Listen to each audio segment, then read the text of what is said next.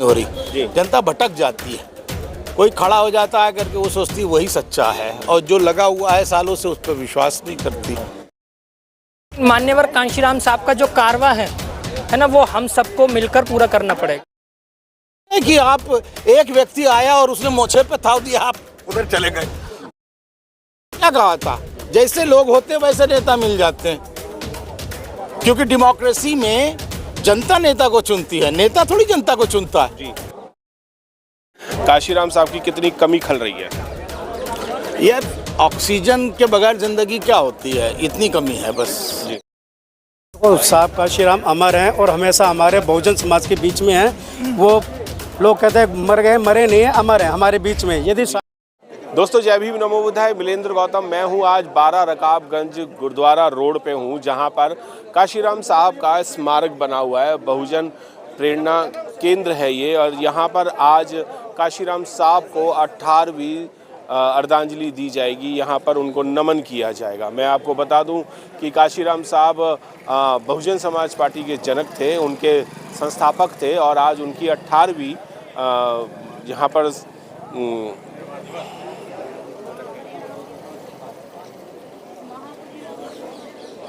18वां यहाँ पर महापरिनिर्वाण उनका मनाया जा रहा है। और उनके समर्थक जो है और उनके चहीते लोग जो हैं और पार्टी के चाहने वाले लोग जो है वो यहाँ पर आप देख सकते हैं कि कतार में लगे हुए हैं उनको नमन करने के लिए, और लाइन से यहाँ पर सब लोग जाएंगे। यहाँ पर तकरीबन हज़ारों की तादाद में लोग यहाँ पर, सुबह 8 बजे का टाइम है इस टाइम, 8 बजे भी यहाँ पर लोग जो हैं वो बहुत ही पूरे तन मन धन से यहाँ पर आ चुके हैं, और कोई उम्र की सीमा नहीं है, हर तरीके के व्यक्ति यहाँ पर पहुँचा हुआ है। कुछ जानने की कोशिश करते हैं। सर, कहाँ से आए आप? न्यू अशोकनगर से।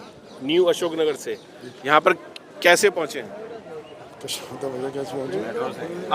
आप यहाँ पर किस लिए आए हैं? मैं सर मान्यवर साहब 18वें जो उनका महापरिनिर्वाण दिवस है जी, जो बहन जी आज मीटिंग ले रही हैं, जो हमें आज संबोधित करेंगे, उसको सुनने के लिए। जी। आप कहाँ से आए गौतम जी? हम आए हैं लोनी रोड, जो डीडीए फ्लैट हैं, जी, वहाँ से आए हुए हैं। क्या लगता है कि कांशीराम साहब अभी और होते तो कुछ कारवा और ज़्यादा होता? हाँ, ये तो बेशक जरूर होता। अभी ये तो दुर्भाग्य की बात है हमारी, लेकिन बहन जी भी उनके पद चिन्हों पर चल रही हैं, कम नहीं है जी। हाँ, और ये अगर कुदरत ने चाहा तो हम जल्दी ही रिकवर करेंगे। आप क्या कहना चाहेंगे कि कांशीराम साहब अगर और होते तो हम और कहाँ तक पहुँच पाते? खैर और होते तो नेचुरली ज़्यादा ही पहुँचते हैं, लेकिन कोशिश कर रहे हैं उस कारवा को और आगे बढ़ाने के लिए। आप देख रहे हो अधिकतर ज़्यादातर ये रिटायरमेंट पर्सनल आदमी है जो अधिकतर आए, वो संख्या बढ़ती जा रही। तो शुक्र है कि और ज़्यादा बढ़ते ही रहेंगे और पार्टी का प्रोग्रेस होता रहेगा। कितनी कमी खल रही है कांशीराम साहब की? देखिए, उनकी कमी को दूर तो नहीं किया जा सकता। बहुजन समाज को जगाने वाले, बहुजन समाज के सजग प्रहरी मान्यवर साहब कांशीराम जी को आज हम श्रद्धांजलि देने आए हैं, और उनकी कमी को कोई पूरा नहीं कर सकता। ठीक है, मानने को बहन जी उनके काम को, जो काम है उनके अधूरे पूरे कर रही हैं, तो हम उनके साथ हैं। बिल्कुल साथ में। कैसा लग रहा है कि अगर कांशीराम साहब अगर और होते, 18 साल उन्हें हो चुके हैं, यानी 18 साल उनको हो चुके हैं, क्या ऐसा लग रहा है कि अभी भी वो हमारे साथ नहीं है? नहीं, देखो, साहब कांशीराम अमर हैं और हमेशा हमारे बहुजन समाज के बीच में हैं। वो लोग कहते हैं मर गए, मरे नहीं है, अमर हैं हमारे बीच में। यदि साहब कांशीराम हमारे बीच में अभी होते तो आज हमारा देश का पीएम होता। बस ये कमी है हमारे अंदर कि हमें खल रही है कि साहब कांशीराम यदि कुछ वर्ष और जीवित होते और हमारे बीच में होते, हमारे समाज के बीच में होते, तो आज देश का पीएम हमारा अपना होता। बिल्कुल, पीएम अपना होता। कुछ और लोग भी हैं, उनसे भी जानने की कोशिश करते हैं अंदर की तरफ, क्योंकि भीड़ बहुत हो रही है और यहाँ पर लाइन जो है वो दबा के लगी हुई है। सर, जय भीम। सर, क्या कमी खल रही है कांशीराम साहब की आज?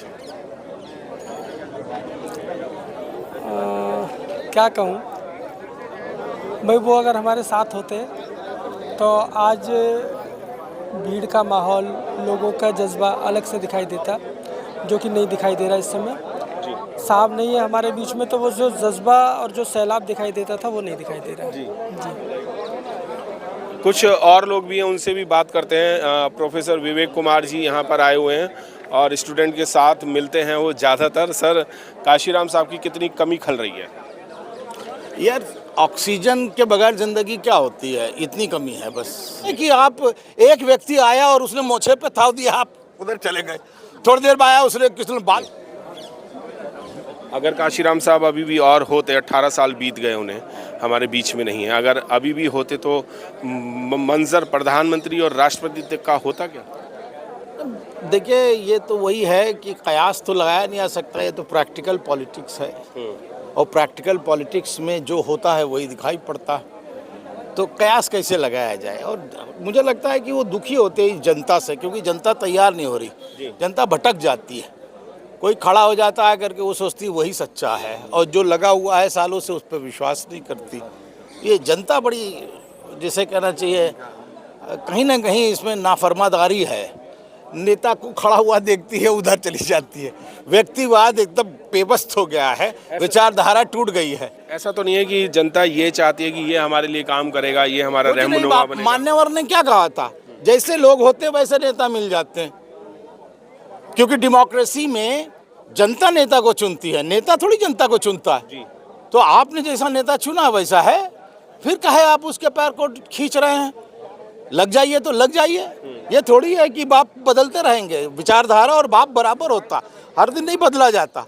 आज कोई अच्छा खड़ा हो गया देखने में तो आप उसकी तरफ चले गए, और कल अगर कोई दूसरा आया तो उसकी तरफ चले गए, सत्ता आई तो उसकी तरफ झुक गए, और सत्ता नहीं आई तो उधर चले गए। अरे भाई, व्यक्तिवाद की राजनीति नहीं करनी है, विचारधारा के साथ कौन खड़ा है और कितने दिनों से खड़ा है, उसके पीछे कितना बड़ा मंजर है, कितनी बड़ी लेगेसी है, उसके पीछे जाना चाहिए। ये थोड़ी है कि आप, एक व्यक्ति आया और उसने मोछे पे थाव दिया, आप उधर चले गए। थोड़ी देर बाद आया, उसने किसी ने बाल बढ़ा लिए तो उसके पीछे चले गए। अरे ये विचारधारा की लड़ाई है। आपको पता है कि मान्यवर ने कितनी मुश्किल से उस विचारधारा को पल्लवित, सजित और आश्रित किया था हम लोगों को। आज केवल नाम लेने से ही लोग चले जा रहे हैं। किसी ने नाम ले लिया तो चले गए। अरे वो उन्होंने भी समझ लिया है, विपक्षियों ने, कि हाँ भाई इसमें फोटो लगा लो बाबा साहब का तो इधर आ जाएंगे, और नाम लो तो और तेज आ जाएंगे, है ना। जयंती मना लो तो और संविधान उठा दिया तो उधर चले गए। अरे भाई, कब समझोगे कि ये अगर वही संविधान लागू कर रहे होते तो बसपा को बनाने की जरूरत ही नहीं पड़ती। जिसने जिंदगी में 70 साल में संविधान नहीं लागू किया, अब लागू कर देगा। हाँ, आप बताइए। तो इतना तो समझदार होना चाहिए पढ़े लिखे लोगों को। और उस समय तो कुछ नहीं था, जब मान्यवर ने आज से 50 साल पहले शुरू किया था, 1971 में। जी। तो अब क्या लगता है कि जो 18 साल बीते हैं उसमें कितनी प्रोग्रेस हुई है? अभी मुझे तो लगता है कि काशीराम साहब के बाद प्रोग्रेस नहीं हो पाई। नहीं, मुझे लगता है कि बहुत प्रोग्रेस हुई। आज अखिल भारतीय स्तर पर देखिए, मान्यवर का जो लोग जो है परिनिर्वाण दिवस मना रहे हैं। पहले क्या पर सीटें तो नहीं आ रही, काशीराम साहब तो अमर हो गए। आंदोलन और राजनीति दो अलग अलग बातें हैं। राजनीति जो है 2 सीट वाली कभी सरकार में आ सकती है, कोई जरूरी नहीं है कि राजनीति उसकी कामयाब दिखे, लेकिन आंदोलन अगर जिंदा है, विचारधारा जिंदा है, अम्बेडकरवाद जिंदा है, तो राजनीति हमेशा कामयाब हो जाएगी। वो क्या कहा करते थे मान्यवर काशीराम, कि हमने महाराष्ट्र में क्या सीखा, अम्बेडकरी विचारधारा चांगली आहे पर सफल हो शकत नाही। लेकिन कैसे नहीं सफल हो सकती, इसको बताना जरूरी है, और मुझे लगता है वही काम किया जा रहा है। और इसीलिए लोग यहाँ इकट्ठा है। देखिए, सब PhD वाले लोग इकट्ठा है यहाँ पर। आज से पहले तो नहीं आए थे ये लोग, कैसे आ गए? तो इसलिए कहीं ना कहीं इनके अंदर चेतना है, और वो चेतना इसीलिए आई है कि हमारा आंदोलन अब 50 वर्ष पुराना हो गया है। इसी में जीना यहाँ, मरना यहाँ, इसके सिवा जाना कहाँ। बिल्कुल, जीना यहाँ मरना यहाँ, इसके सिवा जाना कहाँ। भी बहुजन समाज पार्टी जो है वो एक मिशन है, और मिशन को लेकर के काशीराम साहब चले थे, और उनके बाद अब बहन कुमारी मायावती जी भी चल रही है। यहाँ पर बौद्ध भिक्षु भी आए हुए हैं। मैं उनसे भी जानना, वंदाई मनते जी, कितनी कमी खल रही है काशीराम साहब की? जी, काशीराम साहब की कितनी कमी खल रही है? अब वो हमारे बीच में नहीं है तो क्या महसूस हो रहा है? महसूस ये है कि दादा साहब कांशीराम जी ने ये कहते थे, हम ज़्यादा से ज़्यादा कार्यकर्ता रह के काम करना है। समाज को ज़्यादा से ज़्यादा कार्यकर्ता चाहिए। ज़मीनी लेवल पे काम करते रहना चाहिए। कोई किसी का भी आशा नहीं देखना है, बस समाज को उद्धार के लिए काम करते रहना चाहिए। बिल्कुल, समाज के उद्धार के लिए काम करना चाहिए। महिलाएं भी कुछ हैं। अनामिका जी, आपसे भी जानना चाहूँगा। अभी भंते जी कह रहे थे इस कारवा को बढ़ाना चाहिए, जोड़ना चाहिए, तो कितना हम लोग अपने समाज को जोड़ पाए भी हैं कि नहीं? सबसे पहले मैं आज काशीराम जी के 18वें महापरिनिर्वाण दिवस के इस पे नमन करती हूँ। देखिए, काशीराम जी ने जो कारवा छोड़ा है उसको हम सभी आगे लेके जा रहे हैं। बहन जी का बहुत बड़ा योगदान रहा है, उनके पीछे हम सभी हैं जो आज इतने लोग बढ़ चढ़ के यहाँ पे सभी ने जो हिस्सा लिया है। और आप देख सकते हो, और ये एक जिम्मेदारी तो ही है और सब ने अपनी जिम्मेदारी निभाई है और जिम्मेदारी के तहत ही यहाँ पर हम सब लोग आज इकट्ठे हुए हैं।